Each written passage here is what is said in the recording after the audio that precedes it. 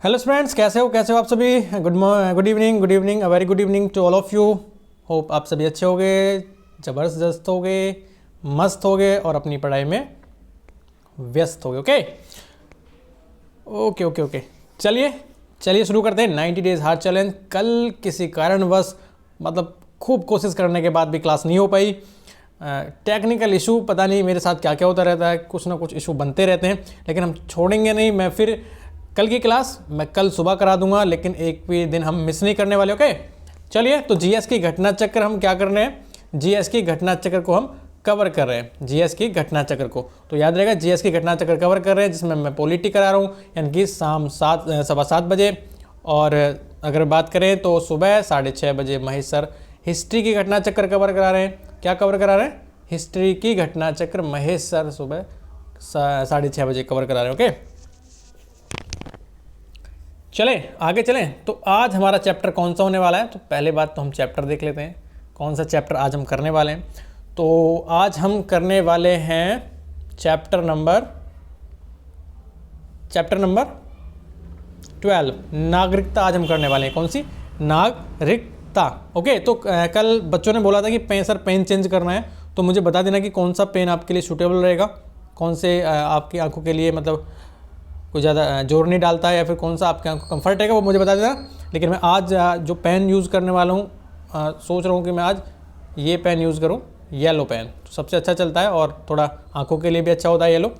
Okay चलिए, तो चलते हैं फटाफट अपने चैप्टर की तरफ, नागरिकता की तरफ। कहाँ चलना है? सिटीजनशिप। कितने चलना है? सिटीजनशिप की तरफ। चलिए चलते रहिए, अभी आगे आएगा हमारा चैप्टर। और ये हम सभी पढ़ चुके हैं। भारतीय संविधान की प्रस्तावना हम कंप्लीट कर चुके हैं। उसके बाद हमने राष्ट्र के प्रतीक कंप्लीट किए थे, शासन प्रणाली भी हमने कंप्लीट कर चुके हैं। और इससे आगे कौन सा चैप्टर आने वाला है? चलिए इसको हम कंप्लीट करने वाले हैं। जो मोस्ट इम्पोर्टेंट है वो इसका क्या है? आरओ के लिए ये सीधी टारगेट करती है। किसके लिए?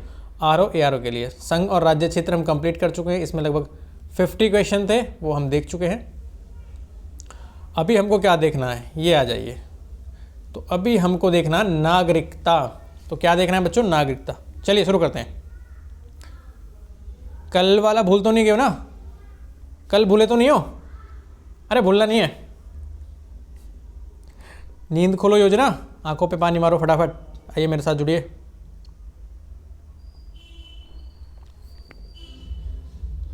चलिए कल मैं देख रहा था, लास्ट में कमेंट आया था कि चलिए देखिए करने वाले सिटीजनशिप को कंप्लीट करने वाले हैं आज, और इसके हम नोट्स फटाफट देखेंगे। उसके बाद हम इसके एमसीक्यू लगाएंगे। सोचेंगे कि 30 मिनट में हमारी आज की क्लास कंप्लीट हो, क्योंकि हमने 30 मिनट शो रखा हुआ है, जो 90 डेज तक चलेगा और आपके ARO, RO, UPPCS और SSC को सीधे टारगेट हिट करता है। चलिए तो देखिए, भारतीय संविधान के भाग 2 में नागरिकता है कहाँ पर? रिकॉल करिए, पीछे चलिए, भूलना नहीं है, पीछे चलिए। हेलो, इधर देखिए मेरी तरफ, पीछे चलना है और देखना है कि भाग 2 में सिटीजनशिप के बारे में दिया हुआ है। कहाँ से कहाँ तक? अनुच्छेद 5 से लेकर अनुच्छेद 11 तक नागरिकता का उल्लेख है। कहाँ पर? भारतीय संविधान में। तो कभी कभी एग्जामिनर पूछ लेता है कि भारतीय संविधान में नागरिकता का उल्लेख है या नहीं है, तो हाँ या ना में भी है। ठीक है, उसको हम देख चुके हैं। लेकिन ली कहाँ से गई है? भारत में ब्रिटेन के समान एकल नागरिकता का प्रावधान है। एकल नागरिकता का प्रावधान है। ओके चलिए,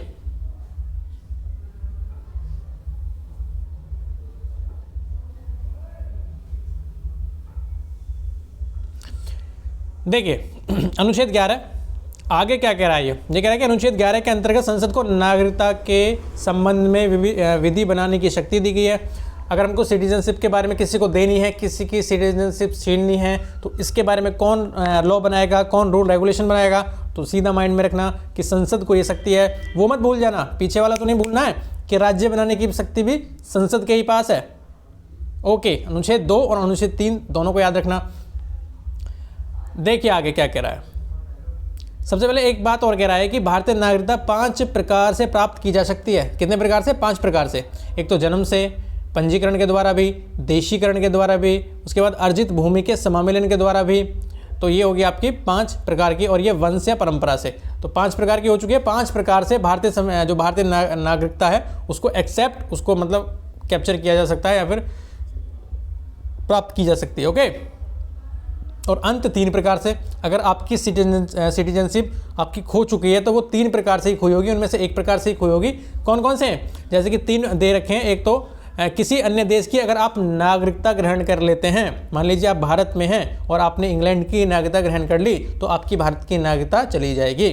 उसके बाद सिटीजनशिप त्यागने पर, अगर आपने स्वैच्छिक तरीके से नागरिकता को त्याग दिया है तो आपकी सिटीजनशिप चली जाएगी। और तीसरा है सरकार द्वारा वंचित करने पर, अगर सरकार ने आपको वंचित कर दिया है। ठीक है, तो याद रखोगे जी सर। बाकी इसमें शॉर्ट नोट्स में बहुत कुछ नहीं देखना है, हम क्वेश्चंस के माध्यम से सारों को कवर करेंगे। एक छोटा सा पॉइंट देखिए, प्रवासी के रूप में जो प्रवासी लोग आते हैं दूसरे देश से जो प्रवास करते हैं, प्रवासी के रूप में विदेशी व्यक्ति के लिए देशीकरण के आधार पर नागरिकता प्रदान करने के लिए 10 वर्षों तक निवास करना अनिवार्य है। अगर किसी दूसरे देश के व्यक्ति को जो प्रवासी है वो आता है तो उसको 10 वर्षों तक यहाँ पर रहना होगा, तब उसको नागरिकता मिलेगी। समझ आया? समझ आया ना? ओके, चलिए आगे देखेंगे, थोड़ा सा आगे चलिए मेरे साथ। ये कह रहा है कि संसद नागरिकता के अर्जन हेतु शर्तों के नियम के लिए सक्षम है। मैं पहले बता चुका हूँ कि संसद इसके लिए कानून बनाती है, संसद इसके लिए रेगुलेशन लाती है, रूल रेगुलेशन लाती है। वर्ष 2005 के जो सिटीजनशिप अमेंडमेंट एक्ट आया था वर्ष 2005 में, 19 वाला नहीं, 2005 में जो आया था, उसमें क्या था कि अप्रवासी भारतीय नागरिक की संकल्पना की गई, जिसके अनुसार पाकिस्तान और बांग्लादेश के नागरिकों को छोड़कर, एक तो पाकिस्तान से आने वाले और जो बांग्लादेश से आने वाले उनको नहीं दी जाएगी, बल्कि पाकिस्तान और बांग्लादेश नागरिकों को छोड़कर सभी देशों के भारतीय मूल के नागरिकों को केंद्र सरकार को आवेदन पर अप्रवासी भारतीय नागरिक के रूप में पंजीकृत किया जा सकेगा। अंडरस्टैंड? कौन कौन से 2 देश छोड़े हैं? पाकिस्तान और बांग्लादेश। अब आगे आइए, आपने बड़ा हल्ला गुल्ला सुना होगा 2020 में कौन सा, जब 2019 वाला सिटीजनशिप अमेंडमेंट एक्ट आया था, CAA, पता है आपको? CAA जी सर। 10 जनवरी 2020 से नागरिकता संशोधन अधिनियम 2019 लागू हुआ। यह अधिनियम अफगानिस्तान, इसमें एक और जोड़ लिया गया, जो अफगानिस्तान है और पाकिस्तान है और बांग्लादेश के जो हिंदू, सिख, बौद्ध, जैन, पारसी और ईसाई धर्म के जो अवैध प्रवासी हैं जो भारत में आ जाते हैं, उनको नागरिकता देने का प्रावधान करता है। कौन कौन से देशों से? अफगानिस्तान, पाकिस्तान और बांग्लादेश, 3 देशों से। ओके, इस अधिनियम द्वारा उन्हीं को नागरिकता देने का प्रावधान है जिन्होंने 31 दिसंबर 2014 को, हेलो इधर देखिए, बोलिए मेरे साथ, 31 दिसंबर 2014 को या उसके पहले भारत में प्रवेश किया है। Okay, understand? चले आगे, चलें आगे चलिए। ठीक है, तो इसको याद रखना है। आगे चलिए, तो बाकी हम क्वेश्चंस के माध्यम से इसको कवर करेंगे। ये 2-3 पॉइंट थे जो मोस्ट इंपॉर्टेंट थे, आगे क्वेश्चंस कवर करते हैं। तो प्रश्न को उस पर आ जाइए फटाफट। पहला क्वेश्चन पढ़िए मेरे साथ। भारत के संविधान के किस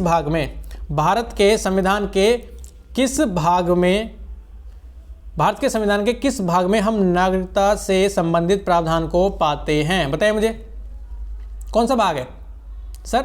भाग 1 है क्या?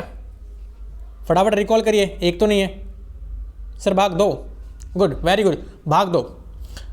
भारत के संविधान के भाग 2 के अंतर्गत अनुच्छेद 5 से लेकर अनुच्छेद 11, अनुच्छेद 5, अनुच्छेद 11 याद आया जी सर? भूलोगे तो नहीं? भाग 2 अनुच्छेद 5 से लेकर 11, भाग 2 अनुच्छेद 5 से लेकर अनुच्छेद 11। बस जो आपको क्वेश्चन पूछेगा ना, बस इतना ही पूछेगा, इससे ज़्यादा कुछ नहीं पूछने वाला कि कौन से भाग में, कौन से अनुच्छेद से को लेकर कौन से अनुच्छेद तक है। आगे चलिए, सेकंड क्वेश्चन क्या कह रहा है? सेकंड क्वेश्चन कह रहा है कि नागरिकता से प्रावधान संविधान के किस भाग में? फिर वही क्वेश्चन, डिट्टो सेम रिपीट।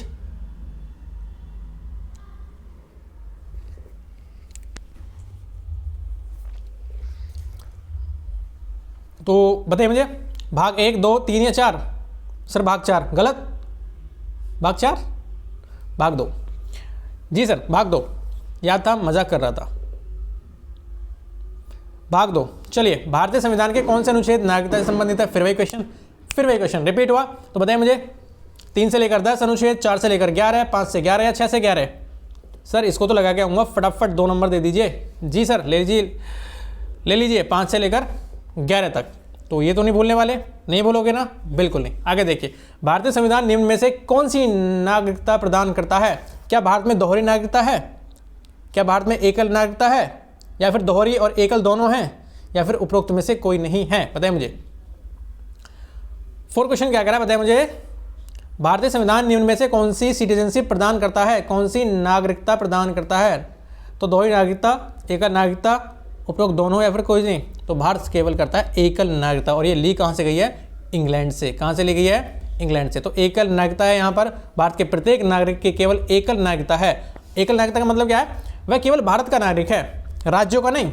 जबकि आप यूएस से अमेरिका में जाओगे ना, तो वहाँ पर सेंटर की नागरिकता अलग है और राज्यों की अलग है। और भारत में क्या है? केवल भारतीय नागरिकता है, यहाँ पर कोई राज्यों की नागरिकता नहीं दी गई है। वह केवल भारत का नागरिक होगा। अमेरिकी की भांति संघ एवं राज्य दोहरी नागरिकता यहाँ पर नहीं है। चलिए, 5वां क्या कह रहा है कि भारत में नागरिकता की निम्नलिखित विशेषताओं में से कौन सी सही है? भारत में सिटीजनशिप की निम्नलिखित विशेषताओं में से कौन सी सही है? पढ़िए मेरे साथ, पहला क्वेश्चन पढ़िए, पहला ऑप्शन पढ़िए। राज्य तथा राष्ट्र की दोहरी नागरिकता, राष्ट्र की एकल नागरिकता, संपूर्ण भारत की एकल नागरिकता, भारत और अन्य देश की दोहरी नागरिकता। तो संपूर्ण भारत की एकल नागरिकता, संपूर्ण भारत की एकल नागरिकता। पीछे तो नहीं बोले हो? भाग नंबर 1, 2, 3, 4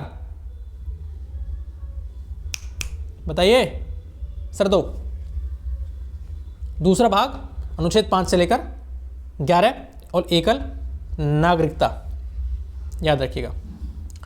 चलिए नेक्स्ट 6 क्वेश्चन क्या कह रहा है? तो 6 क्वेश्चन देखिए, भारतीय नागरिकता की नहीं प्राप्त की जा सकती। जो भारतीय नागरिकता है वो किस तरीके से प्राप्त नहीं की जा सकती? तो हमने क्या पढ़ा था? हमने 5 प्रकार पढ़े थे। एक तो जन्म से, एक देशीकरण के द्वारा, एक किसी भूभाग को हम सम्मिलित कर लिया जाए, एक पंजीकृत के द्वारा, और एक और था कोई। तो ये हम देखेंगे तो किस तरीके से उसमें भारतीय बैंक में धन जमा करके थोड़ी नागरिकता प्राप्त की जा सकती है। बड़ा अजीब सा ऑप्शन दिया है, मतलब 2 नंबर ऐसे ही ले जाओ क्या? नंबर लूट लो योजना थी ये 1996 में। उस टाइम पे तो बहुत, देखिए, जन्म के द्वारा दी जा सकती थी, देशीकरण द्वारा दी जा सकती थी, किसी भूभाग के सम्मिलित द्वारा ऑब्वियसली, पंजीकरण के द्वारा बिल्कुल, तो ये तो था। लेकिन बैंक में धन जमा थोड़ी होगा कोई। जी सर, तो ये नहीं हो सकता, आंसर हो जाएगा डी, गलत। अब देखिए 5 प्रकार से थी, कौन कौन सी थी? एक तो अगर आपका जन्म ही भारत में हुआ है तो आपको नागरिकता मिल जाएगी।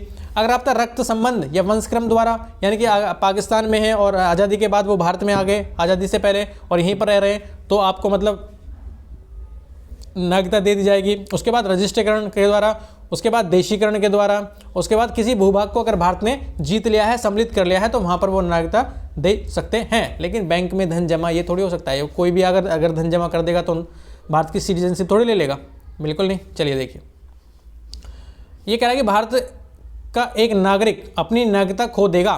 कब भारत का नागरिक की नागरिकता चली जाएगी? तो 3 ऑप्शन थे, 3 रास्ते थे, या फिर हम कह सकते हैं कि 3 ऐसे पॉइंट थे जहां पर कोई भी अपनी नागरिकता खो देगा। नंबर 1, अगर उसने भारतीय नागरिकता का परित्याग कर दिया है, यानी कि स्वैच्छिक तरीके से मान लिया उसने नागरिकता छोड़ दी है। नंबर 1, स्वेच्छा से अन्य देश की नागरिकता प्राप्त कर ली है, मान लिया किसी दूसरे देश की नागरिकता प्राप्त कर ली है, ये भी था। किसी अन्य देश के नागरिक से विवाह करता है, ये थोड़ी था, या था?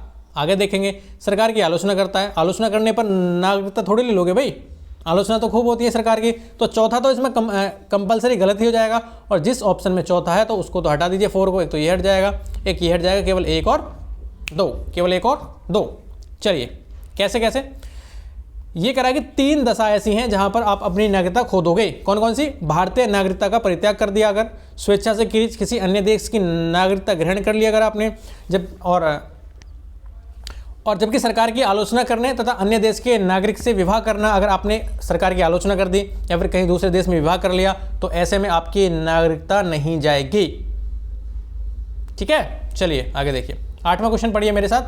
8वां कह रहा है कि भारत के संदर्भ में निम्नलिखित कथनों पर विचार कीजिए। भारत में केवल एक ही नागरिकता और एक ही अधिवास है। क्या ऐसा है कि कि भारत में केवल एकल ही नागरिकता है और एकल ही अधिवास है? हो सकता है सर, हमने एकल नागरिकता तो पढ़ा है कि भारत में सिंगल सिटीजनशिप है।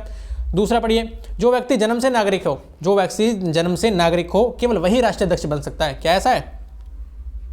क्या ऐसा है कि जो व्यक्ति जन्म से नागरिक हो वही राष्ट्रपति बन सकता है? सर आगे देखेंगे। जिस विदेशी को एक बार नागरिकता दे दी गई है किसी भी परिस्थिति में उसे इससे वंचित नहीं किया जा सकता। ऐसा थोड़ी है भाई, आप भारत में आकर कुछ भी करो विदेशी तो आपकी नागरिकता नहीं छीनी जाएगी? ऐसा तो नहीं छीन ली जाएगी भाई, अगर आप रूल रेगुलेशन के खिलाफ जाओगे। तो आंसर क्या हो जाएगा इसमें? केवल एक हो जाएगा इसका। भारत में केवल एक ही नागरिकता है और एक ही अधिवास है। जो व्यक्ति जन्म से नागरिक हो, ऐसा कुछ नहीं है जन्म से नागरिक है कि वही बनेगा, ऐसा अमेरिका में है, भारत में नहीं है। उसके बाद अगर किसी के पास सिटीजनशिप है तो वो बन सकता है। उसके बाद तीसरा, जिस व्यक्ति को एक बार नागरिकता दे दी जाए उसे फिर वापस नहीं ले सकते। ऐसा तो नहीं है भाई, ले सकते हैं, वापस ले सकते हैं। 3 तरीके से आप नागरिकता खो दोगे, हमने देखा ये। तो ऑप्शन केवल ए, ये एक ठीक है, बाकी 2 ये गलत है। आगे देखिए क्या कह रहा है।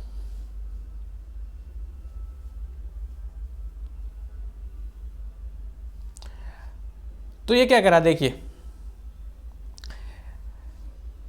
ये कह रहा है कि भारतीय संविधान एकल नागरिकता प्रदान करता है तथा विशेष रूप से अनुच्छेद 370 के प्रावधानों को हटाए जाने के पश्चात, 370 पता है ना, कश्मीर वाला, 370 को प्रावधानों को हटाए जाने के पश्चात भारत में केवल एकल ही नागरिकता रह गई। पहले 370 थी कश्मीर में, जम्मू कश्मीर में, तो वहाँ की अलग नागरिकता सिटीजनशिप थी, वहाँ पर अलग नागरिकता थी। तो उसके समाप्त होने के पश्चात अब केवल एकल ही नागरिकता रह गई है भारत में।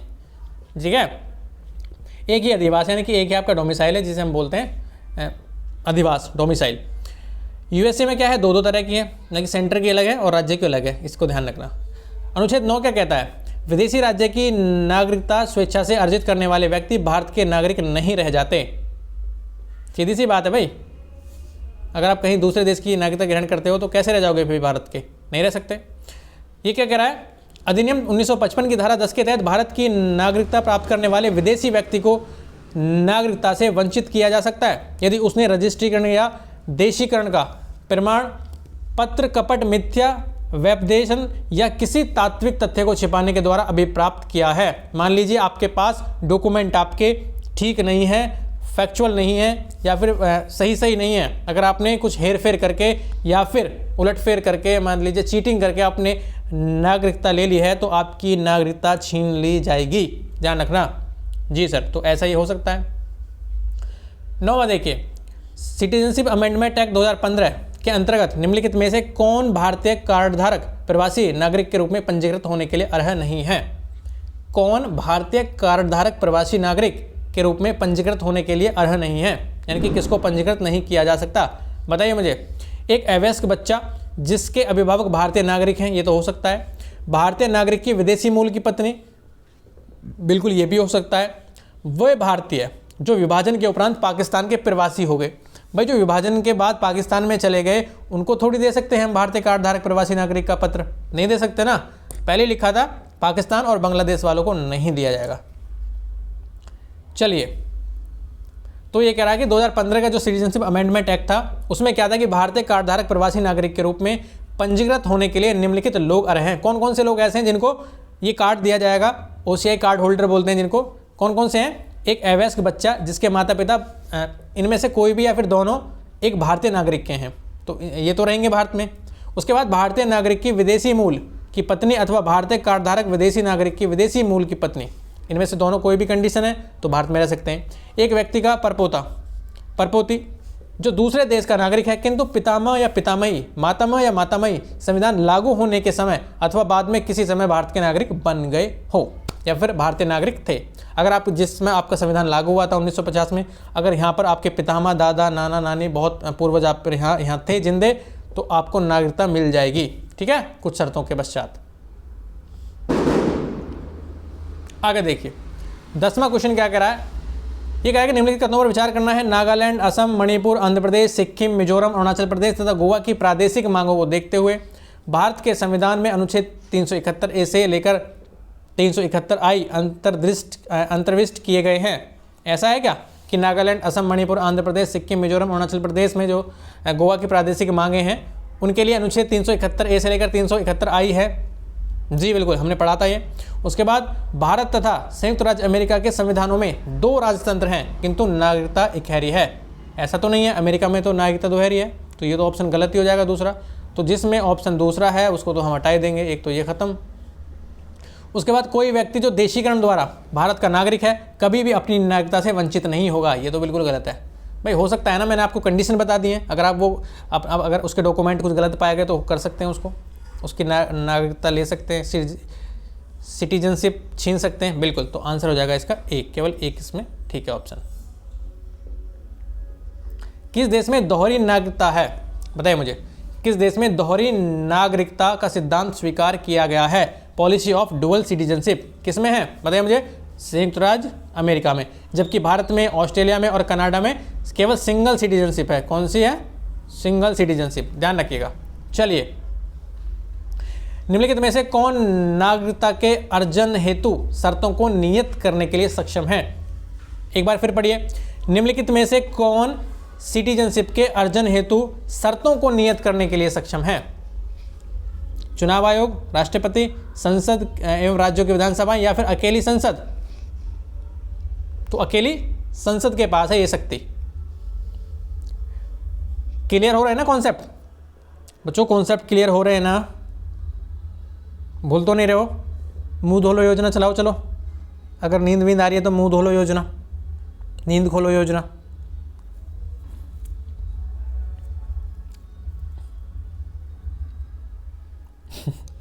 चलिए चलिए,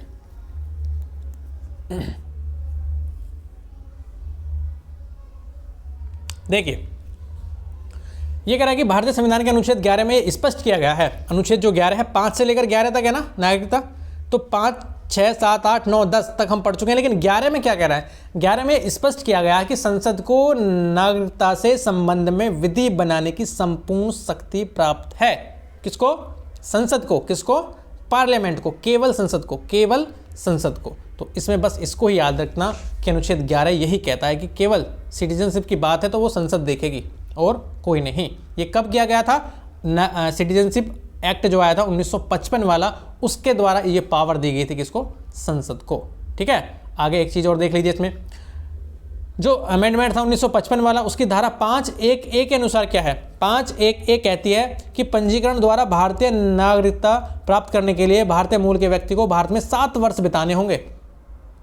हेलो, खोलो इसे। अगर आपको भारत में 7 वर्ष आपने बिता दिए हैं, अगर आपको पंजीकरण के द्वारा सिटीजनशिप प्राप्त करनी है, किसी के द्वारा, रजिस्ट्रेशन के द्वारा, तो आपको दिखाना होगा कि आप पिछले 7 वर्षों से भारत में रह रहे हैं। ये कहाँ पर प्राप्त था, ये था 1955 में ये प्रावधान दिया गया था। ठीक है, चलिए फिर वही 1955 का पूछ लिया इन्होंने एक्ट वाला, कि इसके अंतर्गत पंजीकरण द्वारा कितने वर्ष रहना पड़ेगा भारत में, अगर आपको सिटीजनशिप गेन करनी है, आपको सिटीजनशिप लेनी है तो कितने वर्ष, 5 वर्ष, 10 वर्ष, 7 वर्ष, 3 वर्ष, 9 वर्ष, बताइए। सर मैं तो ऐसे ही ले लूँगा, मेरी तो पावर चलती है, चाचा विधायक हैं और संसद में हमारे वो बैठते हैं रिश्तेदार, ऐसा है क्या भाई, संसद में 30 लोग बैठते हैं बस, संसद में गुंडे बैठते हैं आजकल। देखिए 7 वर्ष, 7 वर्ष, 7 वर्ष, कितने, 7 वर्ष रहना पड़ेगा भारत में, तब आपको सिटीजनशिप मिल जाएगी। किसके अनुसार, 1955 वाले के अनुसार। इसमें तो चेंज कर दी गई है।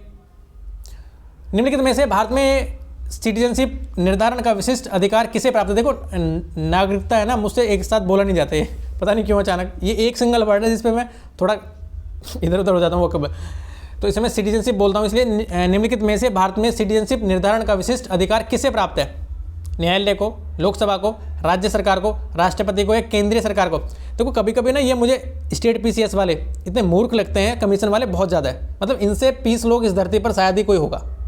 कैसे, सीधा सीधा सा एक ऐसा ऑप्शन नहीं रख पाए यहाँ पर ये कि संसद को प्राप्त है, पागल हो चुके हैं बिल्कुल। ये यहाँ पर है संसद, आप 5 ऑप्शन दे दिया, एक ऑप्शन में संसद नहीं दिया इन्होंने, और बाद में बता दिया कि क्वेश्चन गलत हो गया। भाई ऐसे कमीशन से ना तो खुदा बचाए।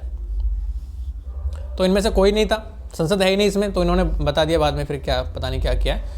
अनुच्छेद 11 क्या कहता है, इसको सिर्फ याद रखना है कि अनुच्छेद 11 हमारा ये कहता है कि संसद को ये शक्ति प्राप्त है कि किसी को सिटीजनशिप देनी है या नहीं देनी है। ठीक है, चलिए 15 देखिए, ये आ गया। इसमें क्या है, नागरिकता संशोधन विधेयक 2019 संसद से कब पारित किया गया? बताइए मुझे, संसद से कब पारित किया गया ये? 10 दिसंबर 2019 को, 12 दिसंबर 2019 को, 11 दिसंबर 2019 को, या फिर 13 दिसंबर 2019 को? थोड़ा सा सोचिए, कमान कमान, 360 घुमाइए इसको, खोल दीजिए। चलिए 3-4 साल पीछे चलते हैं सर। 11 दिसंबर 2019 क्या था? 11 दिसंबर 2019 को ये पारित हुआ। लेकिन ऐसे क्वेश्चन ना बहुत मुश्किल पूछता है, ये RO में पूछ लिए, हालत ख़राब करने वाले क्वेश्चन होते हैं। ये डेट कौन याद रखता है? मतलब कुछ भी पूछते हैं, कुछ भी, कैसे ना कैसे बच्चे को फंसाना है बस। तो ये याद रखना कि कब लागू हुआ था, बाकी इसमें कुछ याद नहीं रखना है। एक छोटी सी चीज़ याद रखना कि 10 जनवरी 2020 को, 10 जनवरी 2020 से सिटीजनशिप संशोधन अधिनियम 2019 लागू हुआ। कभी कभी लागू पूछ लेता है ये, कब हुआ था? 10 जनवरी 2020 से, ठीक है। चलिए नेक्स्ट क्या कह रहा है, 16वां क्वेश्चन कह रहा है कि संशोधन कानून कब पारित हुआ? नागरिकता संशोधन कानून कब पारित हुआ? बताइए मुझे, याद है कुछ? अभी क्या बताया था? 11 दिसंबर 2019, 11 दिसंबर 2019। तो कब? 11 दिसंबर 2019, याद रखिएगा। चलिए, तो यहां पर ये आपके फिनिश हो जाते हैं। कौन से? सिटीजनशिप याद रहेगा ना? हेलो, इधर देखिए स्क्रीन की तरफ, अरे उधर नहीं देखना, हेलो इधर देखिए। सिटीजनशिप याद रहेगा ना? बोलोगे तो नहीं? ऐसा तो नहीं है मैंने बहुत सारा कुछ आपको दे दिया मैं भूल जाऊंगा सर, मुझसे याद नहीं होगा, मैं बहुत 5वीं क्लास का छात्र हूँ, 6ठी क्लास में पढ़ता हूँ मैं। अब आप स्टूडेंट हो, ग्रेजुएशन पास कर ली है, कंपटीशन में आ रहे हो, ऐसा तो नहीं है कि मतलब सर मैं भूल जाता हूँ सर मैं। अरे भैया कोई सा ऑफिस संभालोगे आप, ऐसा तो नहीं है कि दूसरे के ऑफिस में पड़ गए अपने में जाने के बजाय, या फिर कोई अपनी प्रॉब्लम लेकर आ रहा है तो मैं बोल देता हूँ अरे सर मैं भूल जाता हूँ, दोबारा बताना। ऐसा नहीं करना है, याद रखना है। चाहे आपको फिर 2x की स्पीड पर देखनी पड़े, मैं कहता हूँ कि पॉलिटी आपकी फिंगरप्रिंट पे हो, फिंगर टिप्स पे हो। चलिए मूल अधिकार देखिए, इसका छोटा सा एक रिकैप ले लेते हैं, कल इसके क्वेश्चन करेंगे फटाफट। देखिए मूल अधिकार, फंडामेंटल राइट्स, भाई one of the most weapon है आपके लिए। अगर आपको कोई धमकाता है, आपकी गरिमा का कोई उल्लंघन करता है, आपसे कुछ छीनता है, आपके स्वतंत्रता का हनन करता है, समानता में आपकी खलल डालता है, आपको ऊंचा नीचा कुछ भी बोलता है, तो आपके पास एक वेपन है आपके कॉन्स्टिट्यूशन में, फंडामेंटल राइट। इसके तहत आप सीधे एक्शन कर सकते हो, सीधे। ये हर किसी को पता होना चाहिए। कौन से? Fundamental right. जैसे कि आपको किसी ने मतलब आपको नीचे बैठा दिया ना, और आपकी मतलब आपकी बेइज्जती कर दे, कोई विधायक आ रहा है, कोई गुंडा आ रहा है, कोई कुछ आ रहा है, विधायक ये तीर कुछ भी आ रहे हैं, कोई सांसद आ रहे हैं, आपको नीचे बैठा रखा है और आपसे कुछ बोल रहे हैं, तो वहाँ पर आपका अनुच्छेद 21 के तहत आपकी ना आपकी गरिमा का जीवन जीने की जो स्वतंत्रता है, जो आपकी गरिमा का जीवन जीने का जो अधिकार है ना, वो छिन रहा है। और उसके तहत आप सीधे कोर्ट में एक्शन कर सकते हो, लताड़ सकते हो, लताड़ लगवा सकते हो, अंदर करवा सकते हो उसको। तो याद रखा करें, ये सबको पढ़ना है फंडामेंटल राइट मेरे साथ। मैं बताता हुआ चलूँगा कि कौन से अधिकार आपके लिए सबसे बेस्ट हैं, जिनको आप जीवन में यूज़ कर सकते हो। ओके चलें जी सर। देखिए आगे नोट्स देखेंगे, नेहरू रिपोर्ट कहाँ से शुरू हुआ ये राइट वाइट का, मतलब कुछ चीज़ें, मतलब अंग्रेज हम पर शासन कर रहे थे, हमें तब तो पता नहीं थी कि हमारे अधिकार भी हैं, तो कहाँ से मतलब किसके माइंड में उपजा ये सब चीज़ें कि हमको भी अधिकार चाहिए, हमको भी स्वतंत्र रहना है, समानता का मज़ा लेना है और गरिमा में जीवन जीना है, ये सब हमको भी तो चाहिए। ये कहाँ से शुरू हुआ?